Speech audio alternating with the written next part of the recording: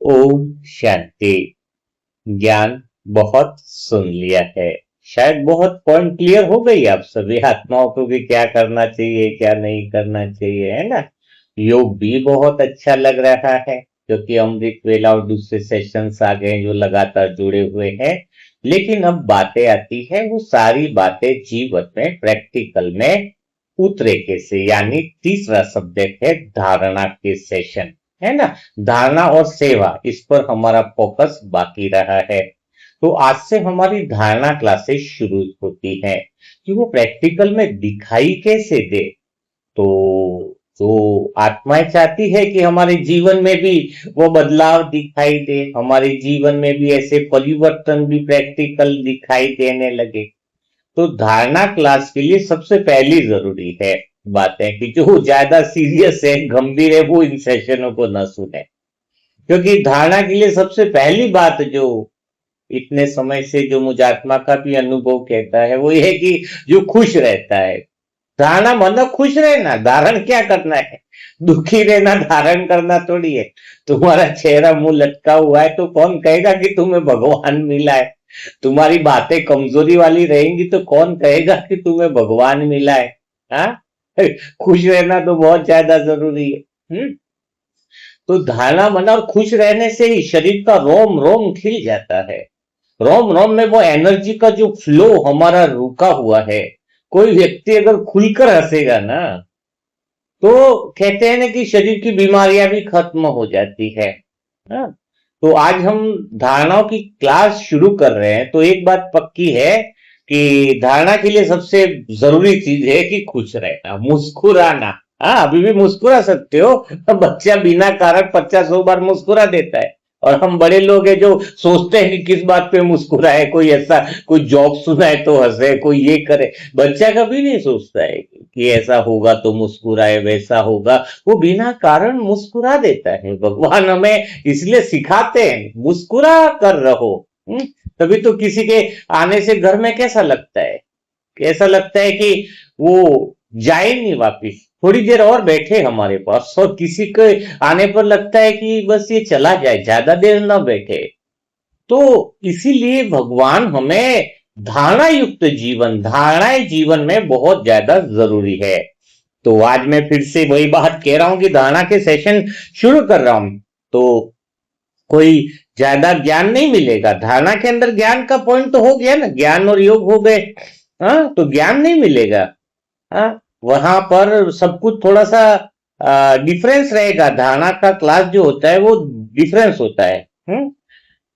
लेकिन जो बातें समझ में आनी चाहिए ज्ञान के अंदर, तो पहली बात ये ध्यान रखना कि कोई गंभीर होकर नहीं बैठ सुने इन क्लासेस को। हाँ, क्योंकि गंभीरता की आज से छुट्टी हो जानी चाहिए आपको अगर धारणा के अंदर उतर है। क्योंकि मैंने एक बात बहुत नोटिस की है, ब्रह्मा कुमार जो भाई बनते हैं, बीके भाई बनते हैं, नहीं तो कुछ लोगों का चेहरा ऐसा हो जाता है जैसे भगवान ने उन्हें विश्व की सारी जिम्मेदारी अकेले ही दे दी है।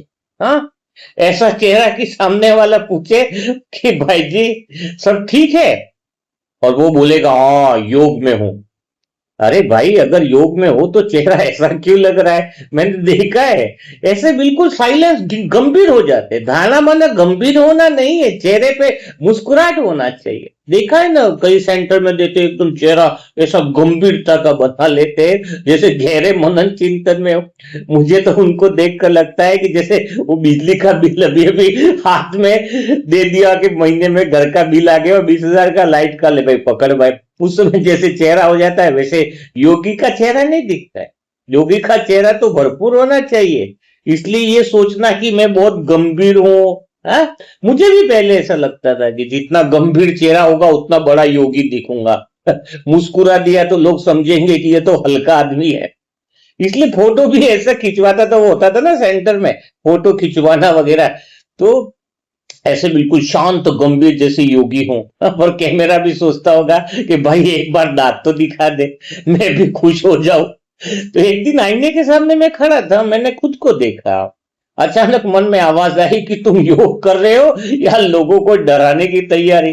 जैसे वो स्टेज पे फोटो खिंचवाते हैं ना कभी बीके भाइयों को, तो सब ऐसे डरावने चेहरे लेके खड़े हो जाते हैं कि उस दिन पहली बार मुझे भी अपने ऊपर हंसी आई। और सच कहूं, उसी दिन समझ में भी आया कि अहंकार का सबसे बड़ा दुश्मन ज्ञान नहीं है। हाँ, सबसे बड़ा दुश्मन ज्ञान नहीं है, अपने ऊपर हंसने की कला। हाँ, भाई बहने जो अपने ऊपर हंस सकता है ना, उसका अहंकार आधा उसी क्षण पिघल जाता है। ये मेरे जीवन का ज्ञान में जब से आया हूं, तो ये मेरे अंदर बहुत अच्छा रहा। मैं खुद की गलतियों पे बड़ा मुस्कुराता हूं, क्योंकि जो हर समय दूसरों की गलती देखता है ना, इसका ये है वो है, सुबह से शाम तक वह धीरे धीरे अपने ही चेहरे का कैदी बन जाता है। अपने ही चेहरे का कैदी बन जाता है। एक भाई मुझे मिला था शुरुआत में, मैंने पूछा भाई कैसे हो, बोले बहुत गहरे योग में हूं। मैंने कहा चेहरा देखकर तो लग रहा है कि योग में नहीं हो, आयकर विभाग की रेड में बैठे हो। वो भी हंस पड़ा। मैंने कहा भाई परम धाम शांति का घर है, चिंता का गोदाम नहीं है।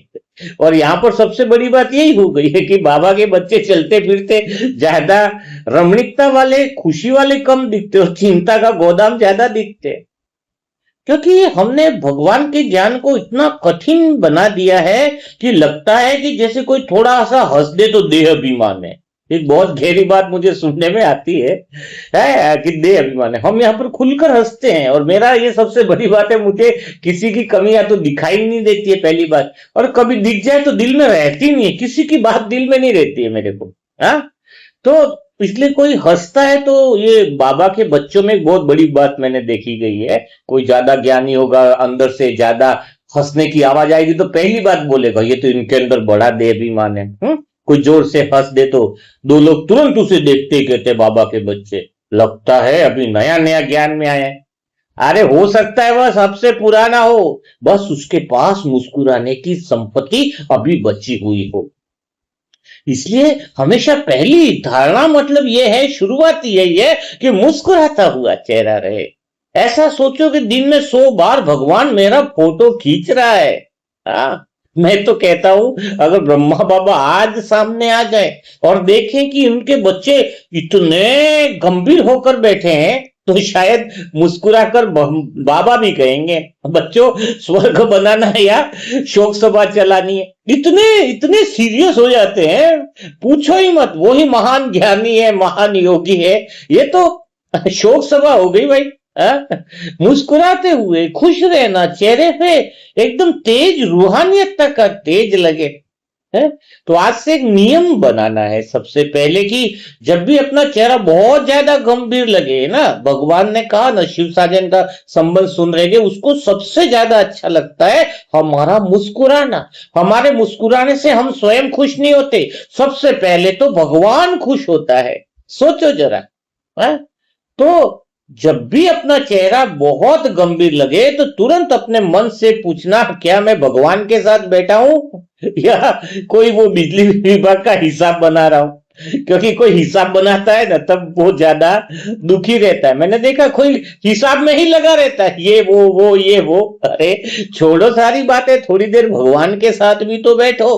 क्योंकि जहां भगवान साथ है वहां सहजता है, बिल्कुल सहजता है, जीवन एकदम हल्का सा लगता है। और जहां सहजता है वहां मुस्कान है, और जहां मुस्कान है वहां मन का हल्कापन है, और हल्का मन ही उड़ता है। पत्थर थोड़ी उड़ते हैं। पत्थर नहीं उड़ते, पंख उड़ते हैं। इसलिए पहली बात है, अगर मन हल्का है तो सबूत है कि वो मुस्कुराता रहेगा, उसके जीवन में उसकी मुस्कुराहट फैलती रहेगी। नहीं तो घर में भी कोई इंसान ऐसे चलता है कि जीता जाता भूत बंगले का मूवी चल रही हो। हाँ, देखता ना, घर में भी चलता है तो ऐसा लगता है कि पता ही नहीं चलता है। इसीलिए मैं ये चाहता हूं कि मुस्कुराना, धारणा माना सबसे पहली चीज है कि सारे ज्ञान का सार यही है कि मुस्कान रहे, और मुस्कान है तो ही मन हल्का है, और मन हल्का है तो ही परमात्मा के पास उठता है, पत्थर नहीं। इसलिए आज पहली बात मैं यही कहूंगा कि मैं ज्ञान नहीं सुनाऊंगा इस धारणा की क्लासों में। क्योंकि अगर बोझ लेकर के तो मुस्कुराना संभव नहीं है। तो याद रखिए, अगर भगवान तक पहुंचने का रास्ता जो है वो खाली आंसुओं से नहीं खुलता है, कई बार एक प्यारी सी मुस्कान भी आत्मा को परमात्मा के बहुत निकट पहुंचा देती है। तो घर में भी देखा ना, माँ के दो तीन बच्चे, एक बच्चा रोता ही रहता है, तो माँ उसको बोलती है यार कैसा बच्चा मिला है, रोता ही रहता है। एक बच्चा ऐसा जो मुस्कुराता ही रहता है, एक बच्चे को बस यही टेंशन, मेरा क्या होगा, ऐसे क्या होगा, उससे बात करना भी बेकार लगेगा। और एक बच्चा है जो खुश रहता है, मुस्कुराते रहता है, हल्का रहता है, तो भगवान भी उसको ज्यादा प्यार करता, स्नेह देता है कि ये बच्चा कितना बढ़िया है जो मुस्कुराता ही रहता है। और कोई बच्चा है जो धरती पर शिकायत है, रोना ही रोना, मेरा ऐसा क्या, मेरा वैसा क्या, ये क्या, वो क्या। हम तो कैसा जीवन है। तो भगवान हमें पहला जो सिखाते हैं वो मुस्कुराना सिखाते हैं। मुस्कुराने से ही हम भगवान के निकट आ सकते हैं, मुस्कुराने से ही हम भगवान के समीप आ सकते हैं। जब इंसान स्वयं अगर मुस्कुराना शुरू कर दे तो उसी दिन उसका भाग्य मुस्कुराना शुरू कर देता है। उसका भाग्य शुरुआत में लिखना शुरू कर देता है उसके जीवन में कि इसका भविष्य भी मुस्कुराएगा। मुस्कुराना कब है? इसी पल, आज अभी मुस्कुराना है, कल मुस्कुराएंगे दोपहर को, परसों से, ऐसे नहीं होना चाहिए। तो धारणा, भगवान जो तीसरा सब्जेक्ट सिखाता है धारणा क्लास, यानी मुस्कुराना। अच्छा चलो, मैं आपसे एक और प्रश्न पूछता हूं, सच सच में उत्तर देना, क्योंकि आज परीक्षा नहीं हो रही है। आज अगर सच बताओ तो धारणा यानी अपनी ही पोल खोल दी है। हाँ, धारणा क्लास यानी क्या होता है? अपने स्वयं को देखना, तो अपनी ही पोल खोलनी होती है। सुबह सुबह देखा है अमृत वेले का अलार्म बजता है, पहली घंटी tin tin tin tin tin, हम आंख खोलते हैं, फिर मन कहता है अभी 5 मिनट और, बाबा कहीं भागे थोड़ी जा रहे हैं। फिर 5 मिनट बाद फिर अलार्म बजता है, मन फिर कहता है अरे आज तो थोड़ा शरीर को भी प्यार चाहिए कि नहीं, शरीर को भी आराम तो चाहिए कि नहीं चाहिए। और देखते देखते अमृत वेला इतना आगे निकल जाता है कि सूर्य भी कहता होगा भाई अब तो उठ जाओ योगी राज, और बोलेंगे हम बहुत ही योगी है? मुझे लगता है सच में कि हमारा मन जो है ना, दुनिया का सबसे बड़ा वकील है। ध्यान रखो, धारणा के अंदर सबसे पहली बात जो समझने की वही है कि मन दुनिया का सबसे बड़ा वकील है, जो हर गलती के लिए उसके पास ऐसी दलील होती है कि बड़े बड़े वकील भी उससे सीख लेने लग जाए। कोई बोले ना इस दुनिया में सबसे बड़ा वकील कौन है, तुम्हारा मन ही सबसे बड़ा वकील है। योग नहीं लगा तो मन कैसा तर्क देता है, अरे आज क्या था, शरीर थका हुआ था ना, मुरली सुनी आज, अरे आज थोड़े घर पे मेहमान आ गए थे ना, इसलिए मुरली नहीं पड़ी है। तुम्हारा मन जो वकील बन रहा है ना, एक दिन तुम्हें खड्डे में लेकर के जाने वाला है। बोलेंगे ना मुरली नहीं पड़ी, आज सेवा बहुत थी। किसी पर गुस्सा आया तो क्या बोलेगा मन, कैसा वकील है सोचो। वो कहेगा उसने पहले शुरू किया था इसलिए गुस्सा आया। अरे भाई, मन कभी अपनी गलती मानता भी है या नहीं, सोचो जरा। धारणा मन क्या है, तुम सोचो, चिंतन करो कि तुम्हारा मन कभी गलती मानने को तैयार है? हुँ? मैंने खुद एक दिन, जब शुरुआत में ज्ञान था, एक दिन तो अपने मन से कहा मैंने कि आज तुम्हें कोर्ट में खड़ा करता हूं। हाँ? मैंने पूछा बताओ योग क्यों नहीं करने दिया, मन को मैंने कोर्ट में खड़ा कर दिया। शुरुआत में जब था, बाबा कहते थे ना कि अपनी कोर्ट लगाओ, तो मुझे भी ध्यान आया, तो मन को पूछा भाई कि योग क्यों नहीं करने देता तू। मन बोला मैंने कब रोका है, मैंने तो बस कहा था कि तकिया थोड़ा मुलायम है, अमृत वेला क्यों नहीं करने दिया। तो मन क्या कहता है, मैंने थोड़ी मना किया था योग करने के लिए, मैंने तो कहा था तकिया बड़ा मुलायम है, रजाई बड़ी अच्छी है, ठंड है। तो मैंने पूछा चलो ठीक बात है, गुस्सा क्यों कराया। तो मन क्या बोलता है, मैंने कहा कराया, मैंने तो सिर्फ वो पुरानी बात याद दिलाई थी। तो मन कभी भी अपनी गलती नहीं मानेगा, कभी भी गलती नहीं मानेगा, हमेशा अपने आप को सही साबित करने में लगा रहेगा। तो समझ लो आज से कि अगर धारणा के अंदर जाना है तो स्वयं की गलती मानना, स्वीकार करना होगा, तो ही हम आगे बढ़ सकते हैं। देखा है ना आपने, मन कभी अपराधी नहीं बनता है। आपने कभी देखा ही नहीं, पूरा दिन देखो, कभी कोई किसी इंसान को सुनते हुए देखा है कि मेरी गलती थी। और मेरे अंदर धारणा की जो सेशन शुरुआत हुई, मेरे अंदर बहुत बड़ा परिवर्तन हुआ। तो मैं मैंने मन को ही कटघरे में खड़ा किया कि और स्वयं को ही मैंने देखना शुरू किया कि मैं यहां मिस्टेक कर रहा हूं, मैं यहां गलतियां कर रहा हूं, मैं वहां गलतियां कर रहा हूं। क्योंकि मन जो है ना वो हर बार वकील बन जाता है। और हम तो इतने भोले जज हैं कि हर बार मन की बातों को सुनकर कह देते हैं ठीक है भाई इस बार छोड़ देते हैं। हाँ, मन कभी खुद की गलती नहीं निकालते, बस बात ले लेते हैं। हाँ उसी ने गुस्सा शुरू करवाया था, ऐसा किया था इसलिए मैंने गुस्सा किया। और यही सबसे बड़ी धारणा के अंदर जो है वो सबसे पहली हम मिस्टेक यही करते हैं। और यही तो देह अभिमान की सबसे बड़ी चाल है। कोई पूछता है देह अभिमान क्या है, तो देह अभिमान सबसे बड़ी यहीं से शुरुआत होता है कि मन वकील बनता है। वो हमें पापी बनाकर नहीं हराता, वो हमें तर्क देकर हराता है। इसलिए कई बार हम गलती करते भी रहते हैं और भीतर से क्या लगता है पता है, मैं तो सही हूं। दुनिया में सब कुछ दिखता है इंसान को, लेकिन उसकी खुद की गलतियां नहीं दिखती है। एक भाई था, बीके भाई था, वो बोला, मुझ पे बोलता था कि मुझे कहता था भाई जी मैंने आज किसी पर गुस्सा ही नहीं किया। मैंने कहा ये तो बहुत अच्छी बात है।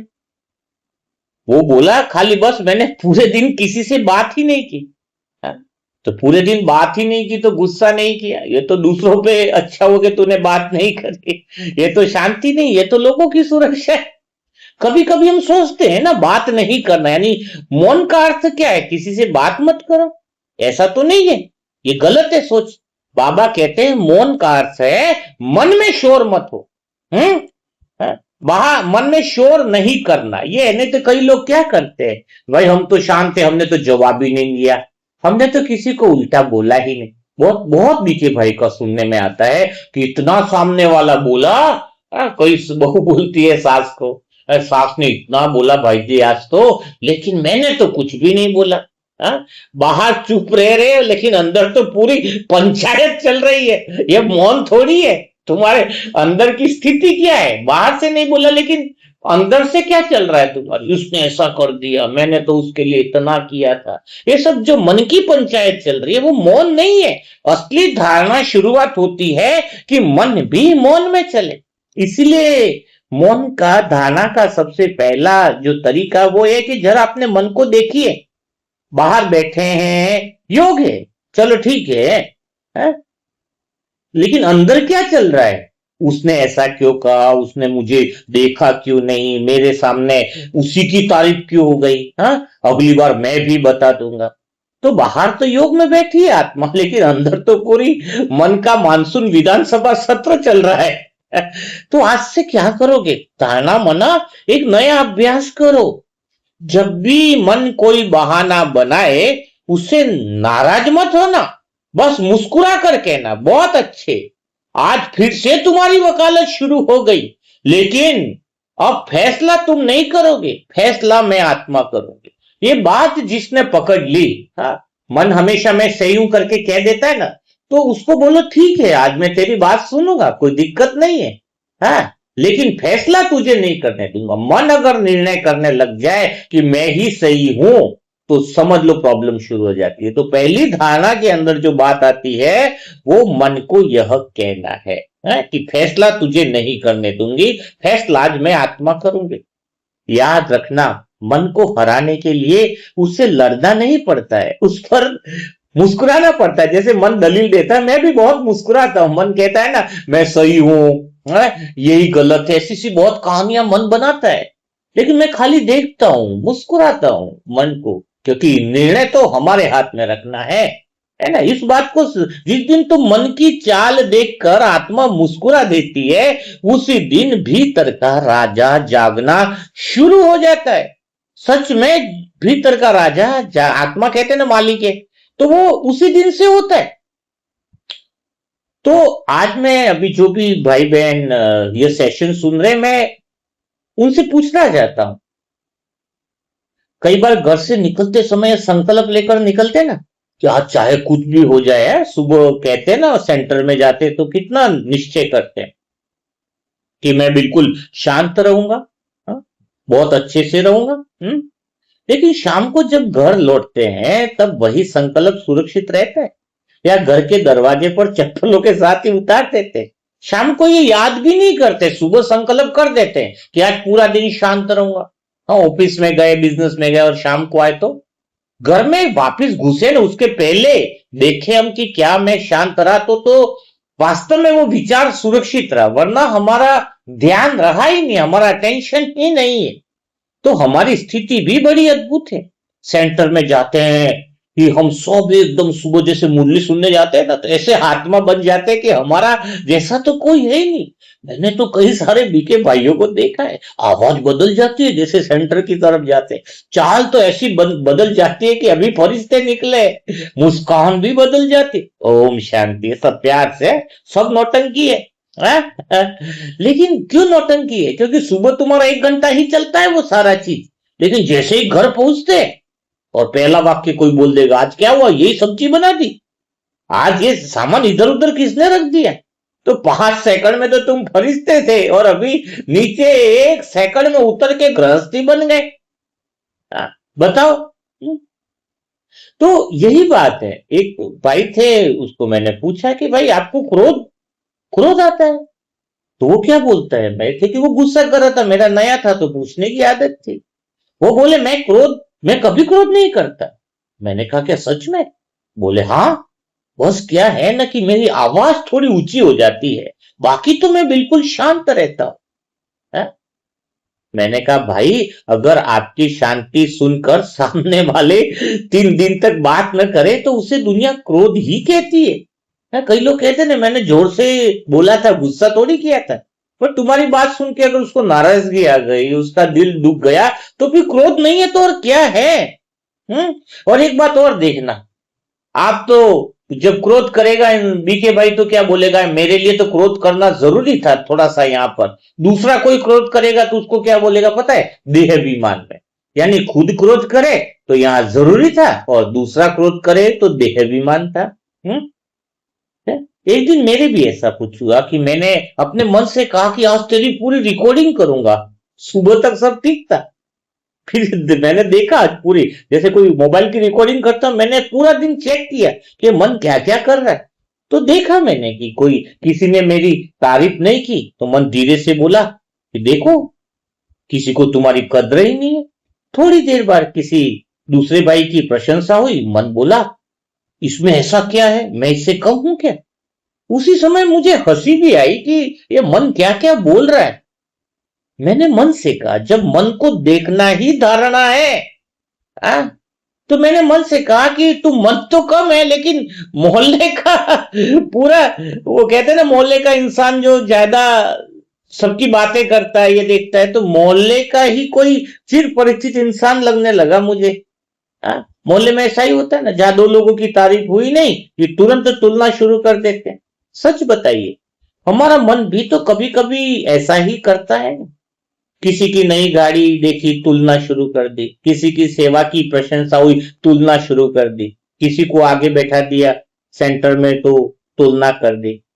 लगता है कि मन के पास एक ही चश्मा है, वह है तुलना वाला। तभी बाबा कहते हैं, बच्चे तुलना मत करो, तृप्त बनो। तुलना करने वाला हमेशा खाली महसूस करेगा, चाहे उसके पास कितना भी हो।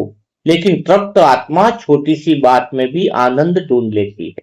उसे दूसरों की थाली नहीं दिखती है, उसे अपने भाग्य की थाली दिखाई देती है। तो आज से स्वयं के भाग्य की थाली देखना, यही धारणा है। दूसरों की थाली मत देखो, उसको कम है, उसके पास ज्यादा है, ये है वो है। हा?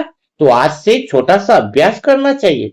जब भी मन कहे उसके पास मुझसे ज्यादा है, उसी पल मुस्कुरा कर कहना, हाँ लेकिन मेरे पास तो स्वयं भगवान है। जब मन कहे उसकी ज्यादा इज्जत होती है, तो कहना मुझे इज्जत नहीं, भगवान का साथ चाहिए। जब मन कहे मुझे कोई समझता नहीं, तब कहना जिसने मुझे बनाया है वह मुझे पूरी तरह समझता है। अगर आपको भगवान पूरी तरह समझता है तो दुनिया कोई समझे न समझे क्या फर्क पड़ता है। कोई बोलते हैं हमारे परिवार वाले मुझे नहीं समझते, हमारे दोस्त, अरे भाड़ में जाए, समझे न समझे। आपको भगवान समझता है, भगवान एक एक चीज पर आपकी नजर रखता है, बस काफी हो गया। अंदर बार बार धारणा का अर्थ है कि दिन में 10-20 बार संकल्प करो, मेरी सास नहीं समझे मुझे, मेरी बहू नहीं समझे, मेरे पड़ोसी नहीं समझते, समाज, अरे सर कोई नहीं समझे, जरूरत ही नहीं है समझने की। अरे वो खुद को ही नहीं समझते, अपने को क्या समझेंगे?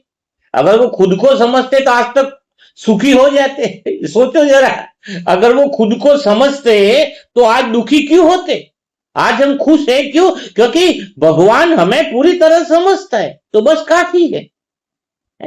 तो मन का आदत है, मन की आदत है कि वो हमेशा तुलना कराएगा, क्योंकि वही उसका स्वभाव है। लेकिन ध्यान रखना, आत्मा का स्वभाव तुलना नहीं है। मन की मालिक है ना आत्मा। आत्मा को स्वभाव है प्रकाश देना। दीपक कभी दूसरे दीपक से नहीं पूछता है कि तू मुझसे ज्यादा क्यों चमक रहा है। वो तो बस अपना प्रकाश देता रहता है। और याद रखिए, जिस दिन आत्मा ने तुलना छोड़ दी, उसी दिन तृप्ति का जन्म हो जाता है। जिस दिन हृदय में तृप्ति जन्म ले लेती है, वहां मुस्कान बिना प्रयास के खिलने लगती है। और वही अगर तुलना का चश्मा उतरेगा तो ही दिन भर में मुस्कुराहट रह सकती है। हमने धारणा का अर्थ एक ही लिया है, मुस्कुराना, हर सेकंड चेहरे पे खुशी रहे।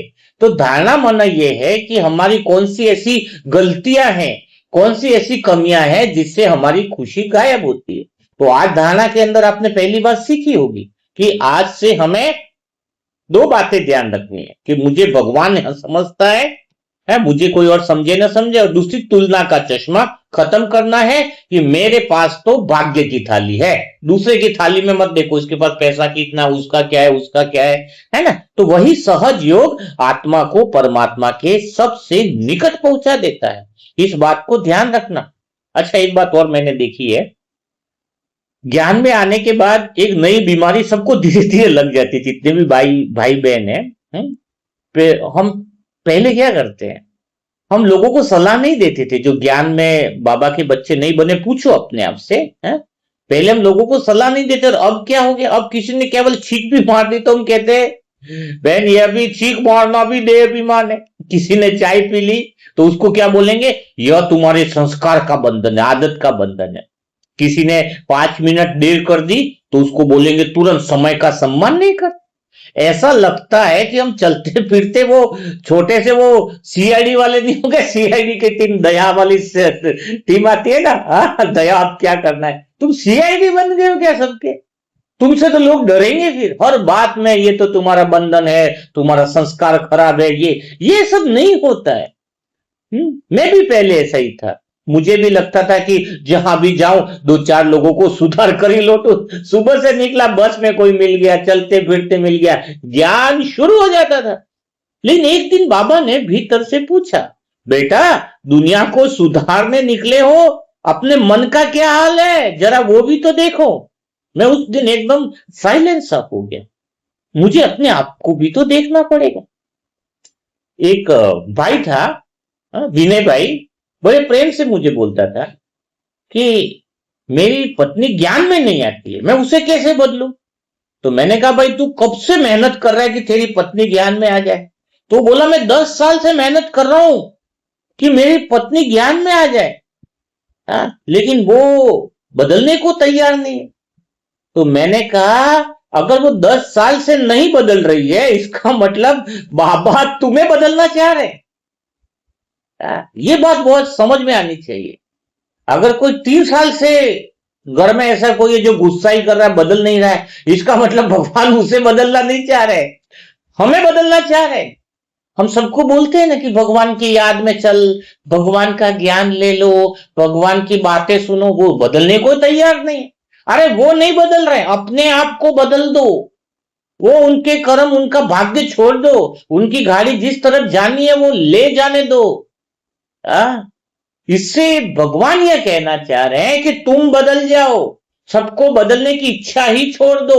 खाली प्रकाश दे दिया, दिशा दे दी। भगवान भी तो हमें दिशा दे देता है, सभी बच्चों को समान ज्ञान देता है, किसी को एक को कोने में ले जा करके तो नहीं कहता है। भगवान ने कहा तुम अगर अच्छे कर्म करोगे तो बहुत अच्छा पाओगे, जिसकी बुद्धि समझ गई सो समझ गई। इसलिए सबसे बड़ी बात मुझे उस दिन समझ में आई कि मैंने दुनिया का ठेका नहीं ले रखा है, मुझे दुनिया में किसी को नहीं बदलना है, मैं दुनिया में किसी को सिखाने नहीं आया हूं, मैं खुद सीखने आया हूं। ये बात जिससे तुम्हें समझ में आ जाएगी तो धारणा तुम्हारे जीवन में उतरने लग गए। किसी को ज्ञान देने की जरूरत नहीं है। किसी को बहुत समय हो गया, अगर नहीं बदला है तो छोड़ देना है। इसका अर्थ है कि तुम्हें बदलने की जरूरत है। यह बात जिस दिन जीवन में उतर जाती है उस दिन जीवन में धारणाएं उतरने लग जाती हैं, योगी जीवन दिखने लगता है, फिर चेहरे की मुस्कुराहट कभी गायब नहीं होती है। तो यही बात तो है कि हमें हर बात में देखना है, क्योंकि हम सबकी एक आदत है, हमारा अपना चश्मा कभी नहीं देखते हैं, लेकिन दूसरे के चेहरे का धूल जो है वो तुरंत दिखाई देता है। अपने क्रोध को क्या कहते हैं पता है बीके भाई? परिस्थिति तो ऐसी थी इसलिए क्रोध आ गया, और दूसरे की क्रोध आएगा तो क्या कहेंगे? उसके तो संस्कार खराब है। अच्छा, अपनी गलती को कहते हैं मजबूरी थी, और दूसरे को गलती आती है ना, दूसरा क्रोध करता है तो तुरंत कहते हैं उसका स्वभाव ही ऐसा है, और ये सबसे बड़ी रुकावट है। पूछो, कई सारे भाई बहन अभी भी दिल से मानते हैं। तुम्हें थोड़ी पता है कि हमारी पत्नी कैसी है, तुम्हें थोड़ी पता है कि हमारे घर वाले कैसे हैं, और दूसरों को थोड़ा भी गुस्सा आएगा तो तुरंत आप उसको बोलते हैं क्या कि तेरे भी घर वाले इतने ऐसे ही होंगे इसलिए तुझे गुस्सा आता है? नहीं, उसके लिए तो क्या कहते हैं, तेरा तो स्वभाव खराब है, तेरा तो संस्कार खराब है, बाबा ने क्रोध करना थोड़ी सीखा है। तो यह जो चश्मा है धारणा में है, यह बदलना जरूरी है कि हम खुद को जो स्वभाव है उसको स्वीकार नहीं करते, क्योंकि सबसे बड़ी बात है मन बड़ा कलाकार है, अपने लिए वकील बनता है और दूसरों के लिए जज बन जाता है। तो आज की धारणा में तीसरी बात जो आपको सीखनी चाहिए, इसको अंडरलाइन करो, क्या? कि मन बड़ा कलाकार है, अपने लिए वकील बन जाता है और दूसरों के लिए जज बन जाता है। थोड़ी कल्पना करो, अभी अगर आईना भी हमारी तरह हो जाए, है, हम उसके सामने जा वह कहे कि पहले सामने वाले का चेहरा दिखाऊंगा, तुम्हारा बाद में, तब हम कहेंगे अरे मुझे अपना चेहरा देखना है। तो आईना मुस्कुरा कर कहेगा यही तो बाबा भी रोज कहते हैं कि पहले अपना चेहरा देखो। हाँ, आईना भी तो, आईने के सामने जाएंगे तो पहले अपना ही चेहरा तो देखना चाहिए। तो जब भी तुम बाबा के पास किसी की शिकायत लेके पहुंचते हो कि उसने ऐसा कहा, मेरे घर वाले ऐसे हैं, रिश्तेदार ऐसे हैं, तो भगवान क्या कहता? मैं तो दर्पण हूं, इसमें तेरा चेहरा दिखाऊंगा, पड़ोसी का चेहरा नहीं दिखाऊंगा, तेरे पति का चेहरा नहीं दिखाऊंगा, तेरे कोई कहानियों का चेहरा नहीं दिखाऊंगा कि दीदी ऐसी है, दादिया ऐसी है। तो जब भी तुम बाबा के पास पहुंचो तो एक बात ध्यान रखो, बाबा वह दर्पण है जिसमें तुम्हारा ही चेहरा दिखाई देगा। हा? तो तुम्हें दूसरों की बातें लेकर के तो बाबा के पास पहुंचना ही नहीं है, पहुंचना ही नहीं। तुम आईने के पास में खड़े होके बोलो कि इसमें मेरे रिश्तेदार का चेहरा दिखाई दे, उसका चेहरा दिखाई दे, तो कैसे दिखाई देगा? अगर दिखाना ही है तो बाबा के पास एक काम करना है, अपने रिश्तेदार में कोई आत्मा है, मौसी है, ये है वो है, तो किसी फ्रेंड सर्कल में तो बाबा को बोलो बाबा इस आत्मा को तुम्हारे सामने रख लेता हूं। अब बाबा जाने और वो आत्मा जाने, जैसे उस आत्मा को हम बाबा के सामने रखते हैं तो बाबा के सामने रखने से उस आत्मा को उसके अंदर की कमियां दिखाई देने लगेगी। कुछ समझ में आ रही है बात? आप जज मत बनो। जैसे घर में है कोई, घर में देरानी जेठानी है, देरानी बाबा के ज्ञान में चल रही, जेठानी में बहुत सारी कमियां है, तो देरानी ज्ञान में चल रही तो उसको जेठानी की कमियां नहीं निकालनी, उसको तो खुद की कमियां देखनी है। लेकिन कुछ लग रहा है कि इसमें कुछ वो बाबा के अनुसार नहीं चल रही है या फिर थोड़ा गुस्सा, तो उसके ऊपर ध्यान नहीं दे, उसको सीधा क्या करे कि इस आत्मा को बाबा के सामने खड़ी कर दे। बाबा यह रही मेरी जेठानी जो भूमिका निभा रही है, बाबा यह आपके सामने खड़ी है। तो बाबा के सामने जितना हम उस आत्मा को खड़ा करते हैं तो वो आत्मा स्वयं ही भीतर में अपनी गलतियां देखना शुरू कर देती है। यही तो बाबा का चमत्कार है। तो अपने खुद जज नहीं बने, आप बाबा के सामने खुद का आईना देखें, खुद का कमी कमजोरी दिखाई देगा, भगवान ऐसा दर्पण है। लेकिन किसी की कमी कमजोरियां खुद को नहीं देखनी है, उसको बाबा के सामने खड़ा कर दो, बाबा जाने, वो जाने, उसका ड्रामा जाने, उसका किस्सा जाने, वो सारी बात जाने, फिर तुम फ्री हो जाओगे। बाबा कहता है ना कि फ्री रहो। फ्री होने का अर्थ क्या है? फ्री होने का अर्थ ये नहीं है कि तुम उनको, घर वालों को, रिश्तेदारों को बाबा के सामने रखो ही नहीं, उनको सुबह से शाम तक परिवार की सारी जिम्मेदारियां बाबा को दे दो। इसका अर्थ क्या है? डेली ये बात को इमर्ज करना कि बाबा आपका आईना है और ये परिवार की सारी आत्माएं आज आपके सामने बैठी हैं। अब वो फैमिली की जो भी आत्माएं हैं उनको अपने अंदर की कमी स्वतः ही दिखाई देने लगेगी। रात को सोएंगे ना, अचानक क्षण से वो अंदर से आवाज आएगी उनके भीतर से, है अंदर से भीतर से आवाज आएगी। हमारे जब हमें सेवा में था तो कुछ भाई बहन साथ में रहते, वो गलतियां करते तो मैं उनको बाबा के सामने रख देता अमृत वेला में, या जब भी ऐसा रहता।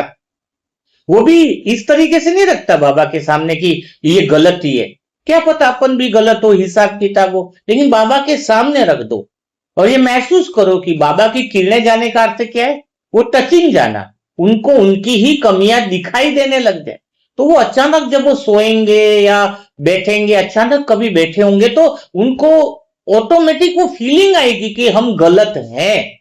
यही सबसे बड़ा परिवर्तन होता है और यही सबसे बड़ा हृदय का अपनापन होता है।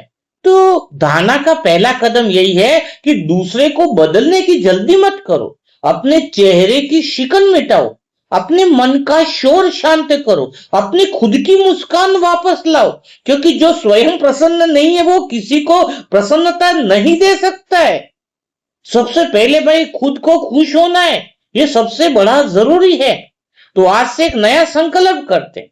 जब भी मन कहे इसको बदलना चाहिए, उसी क्षण रुक कर पूछे, क्या अभी मुझे बदलने की जरूरत तो नहीं है? देखना आधी समस्या उसी पल समाप्त हो जाएंगी। जब भी तुम्हें दूसरे को बदलने का ख्याल आए, खुद को बदलना है, बस यही बात हमें स्वीकार करनी है। यहीं से धारणाएं आपकी शुरुआत होती है। संसार में सबसे कठिन सेवा दूसरों को बदलना नहीं है, सबसे कठिन सेवा है अपने संस्कारों पर विजय पाना। और सबसे सुंदर बात भी यही है कि जैसे आत्मा बदलती है बिना एक शब्द बोले, उसका वातावरण बदलना शुरू हो जाता है, स्वयं बदलना शुरू हो जाता है। और यही तो कमाल है। इसलिए आज से क्या करना है, खुद को सुधार मंत्रालय का अधिकारी नहीं समझना। कई बाबा के बच्चे सुधार मंत्रालय के अधिकारी है, घर में बार बार बोलते हैं ना सबको, हाँ ये तू इधर मत चल, तुझे शांति से बैठना चाहिए, तुझे ऐसा नहीं करना चाहिए। मुझे बाबा के बच्चे कम दिखाई देते हैं, सुधार मंत्रालय के अधिकारी ज्यादा दिखाई देते हैं। और मैंने वो पद छोड़ दिया सुधार मंत्रालय का, इसलिए मैं खुश हूं। तो पूछे ना कि भाई जी का खुशी का राज क्या है, तो मैंने सुधार मंत्रालय का ठेका लोगों को दे दिया, संसार को। मुझे तो भाई खुद को बदलना है। फालतू कौन बोझ लेगा, यही तो सबसे बड़ा बोझ है। सबसे बड़ा बोझ ही यही है। तो अभी अच्छा एक बात और पूछो, एक बात बताओ, सुधार मंत्रालय में सबसे बड़ी प्रॉब्लम क्या पता है? आप किसी का नाम मत यहां पर लो, लेकिन मैं ये कह रहा हूं कि आपको ऐसी घटना याद करो अपने जीवन में कि जब आपकी सुधार मंत्रालय द्वारा दी हुई राय किसी ने नहीं मानी, और वो घटना आप याद कीजिए कि सबसे ज्यादा दुख आपको किस बात का हुआ। जब कोई व्यक्ति से अगर आपको दुख हुआ, चलो भाई इस व्यक्ति ने आपको दुख दिया है, लेकिन आपको दुख वास्तव में कब हुआ? क्या सचमुच इसलिए दुख हुआ कि सामने वाले ने गलत काम किया? सच बताओ, सामने वाले ने गलत काम किया इसलिए ये बाबा के बच्चे ने, उनको दुख नहीं होता। सबसे बड़ी दुख इस बात का होता है कि उसने मेरी बात नहीं मानी। यही दोनों बातों का अंतर ही सबसे बड़ा बाबा के धारणा युक्त क्लास में अंतर दिखाई देता है। आपको दुख इस बात का है ही नहीं कि उसने गलती की, सबसे बड़ा जो दुख है इंसान का वही है ये कि वो उसने मेरी बात क्यों नहीं मानी। और बात क्यों नहीं मानी तब राय क्यों दी? क्योंकि आप सुधार मंत्रालय का अधिकारी समझ रहे हो। अक्सर हम समझते हैं कि हमें सत्य से प्रेम है, लेकिन कई बार तुम्हें सत्य से कहां प्रेम होता है, तुम्हें तो अपनी राय बहादुरी की राय से प्रेम होता है। इसलिए तो जब कोई तुम्हारी राय नहीं मानता है तो भीतर में हलचल शुरू हो जाती है। बाबा कहते हैं, बच्चे जहां मेरी राय समाप्त होती है वहां से श्रीमत और धारणा शुरू होती है। तुम मेरी राय बोलते ही क्यों हो? जहां मैं और मेरापन आ गया, ये तो भाई मेरी बातें माननी ही चाहिए, यह तो मेरी राय है माननी ही चाहिए, यह तो मेरी सलाह है माननी ही चाहिए। तो जहां मेरी राय समाप्त होती है वहीं से श्रीमत शुरू होती है। श्रीमत शुरू होती है। तो यही बात जो है वो हमें प्रैक्टिकल में दिखाई देती है। और सच में जब तुम लोगों को सुधारने की बजाय खुद ऐसा प्रैक्टिकल जीवन जब तुम जीना शुरू कर दोगे, प्रैक्टिकल धारणा वाला जीवन शुरू कर दोगे, तो लोगों में परिवर्तन स्वतः ही आने लगेगा। बच्चा माँ की बातें कम सीखता है, माँ का जीवन ज्यादा सीखता है। परिवार वाले हमारे प्रवचन नहीं सुनते, हमारा व्यवहार पढ़ते हैं। इसलिए बाबा इसलिए बार बार कहते हैं कि जीवन ही सबसे बड़ा संदेश है। हमारी भी आदत कितनी प्यारी है, जब सामने वाला गलती करे तो तुरंत कहते हैं उसने मुंह से मुरली ध्यान से सुननी चाहिए। लेकिन जब हम गलती करते हैं तो कहते हैं आज परिस्थिति थोड़ी कठिन थी। मन बड़ा होशियार है, इस बात को ध्यान रखना। इस माया ने मन को होशियार कर दिया है, अपने लिए हमेशा अच्छा वकील ढूंढ लेता है और दूसरों के लिए वो बहुत जज बन जाता है। मन का ये तो प्रॉब्लम है। जब हमारी आवाज ऊंची हो जाए तो हम कहते हैं अरे भाई मैं तो उसको समझा रहा था। हाँ, गलती थोड़ी मानता है। लेकिन सामने वाला अगर वही काम करे तो क्या कहते हैं, देखो ना इसको तो बात करने का तरीका नहीं आता, कितना गुस्सा करता है। तब तो मैं मन की कलाबाजियों को देखता हूं। जब हम जल्दी में हो तो कहते हैं समय कम था।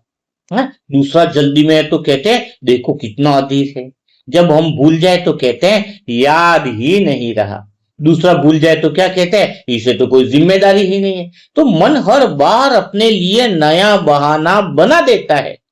और मैंने एक दिन अपने मन से कहा सच सच बता तू इतना चतुर कहां से बन गया। मन बोला जब भी तुमने मेरी बात मानी मैं थोड़ा और चतुर हो गया। मन की चतुराई वहां से बढ़ रही है जब तुम मन की बातों में फंसते जाते हो। ध्यान रखो। उसी दिन समझ में आया कि मन एक शरारती बच्चे की तरह है।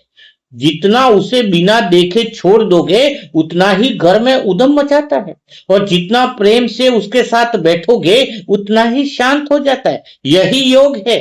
योग मन से लड़ाई नहीं, मन पर प्रेम पूर्ण जागरूकता है। यही बाबा का एक बहुत गहरा ज्ञान छिपा है। हम संसार को इसलिए नहीं बदल पाते हैं क्योंकि हम मन को देखे बिना संसार को देखने लगते हैं। जिस दिन देखने की दिशा बाहर से भीतर हो जाती है उसी दिन परिवर्तन की शुरुआत हो जाती है। एक बार कल्पना कीजिए अगर आपका मन मोबाइल की तरह बोलने लगे तो क्या होगा। हाँ, मन अगर सुबह ही बोलने लगे, जैसे मोबाइल बजता है तो सुबह उठते ही नोटिफिकेशन क्या आएगा पता है। मन क्या बोलता है, देखो मन को आज 3 लोगों से तुलना करनी है। दूसरा नोटिफिकेशन आएगा किसी की एक गलती पकड़नी है। तीसरा नोटिफिकेशन आएगा अपनी एक गलती छिपानी है। और शाम को रिपोर्ट आएगी बधाई हो आज भी अहंकार सुरक्षित रहा। आत्मा का नोटिफिकेशन चेक करने की आदत होनी चाहिए। आत्मा क्या कहती है, आज एक बार स्वयं को देख लिया क्या, आज किसी को दिल से माफ किया क्या, आप किसी की सफलता देखकर सच्चे मन से खुश हुए क्या, आज बाबा को बिना मांगे धन्यवाद दिया क्या। यही आध्यात्मिक जीवन है। तो भाई बहनों, मेरे प्यारे भाई बहनों, आज जो सोच रहे हो वो पूरा अच्छे से समझ लो। हम अक्सर सोचते हैं कि योग का अर्थ केवल बैठना है, लेकिन बाबा हमें एक और योग सिखाते हैं, चलते फिरते अपने मन को पकड़ लेना। जिस पल मन शिकायत करने लगे उस पल आत्मा मुस्कुरा कर कहे रुको पहले मैं स्वयं को तो देखूं, समझो उसी पल योग शुरू हो जाता है। इसलिए आज से एक नया अभ्यास करें। दिन में केवल 5 बार अपने आप से पूछें इस समय मेरा मन किस दिशा में दौड़ रहा है, बाहर या भीतर। यदि उत्तर बाहर है तो धीरे से बाबा को याद करें और मन को वापस अपने भीतर में ले आए। यही छोटा सा अभ्यास धीरे धीरे आत्मा को स्थिर बनाता है। याद रखिए, दुनिया में सबसे बड़ी जीत किसी बॉस को जीतना नहीं है, सबसे बड़ी जीत है वो अपने मन को जीत लेना। जब वह स्वयं को सही और दूसरे को गलत साबित करने पर उतारू हो, जिस आत्मा ने उस पल मुस्कुराकर अपने मन का हाथ पकड़ लिया, उसने केवल एक विचार पर विजय नहीं पाई, उसने अपने भाग्य की दिशा बदलना शुरू कर दी। तो आज से दुनिया में कोई गलत नहीं, बस अलग है। इस बात को पकड़ लो, ठीक है। तो आज का धारणा का सेशन कैसा लगा तो वो जरूर कमेंट बॉक्स में जरूर लिखिएगा, क्योंकि आज से धारणा की क्लासेस शुरू हो रही है। थोड़ी हल्की फुल्की मुस्कान और थोड़ा गहरे उदाहरणों के साथ संदेश दिया जाएगा, कोई बातें दिल पर नहीं ली जाए, है ना, ताकि हम प्रैक्टिकल जीवन, धारणा के अंदर प्रैक्टिकल जीवन होता है, तो हम प्रैक्टिकल लाइफ को उसको कैसे उतारेंगे, उन सारी बातों को इन धारणा की क्लासों के अंदर हम महसूस करेंगे। तो यह धारणा की क्लास का सेशन का पहला पार्ट था। रोज जो पार्ट होंगे उसको गहराई से हमें समझना होगा। तो कल फिर मुलाकात करेंगे ऐसे दिल छू जाने वाले नई धारणा क्लास के नई बातों के साथ। तब तक के लिए सभी भाई बहनों को ओम शांति, ओम शांति, ओम शांति।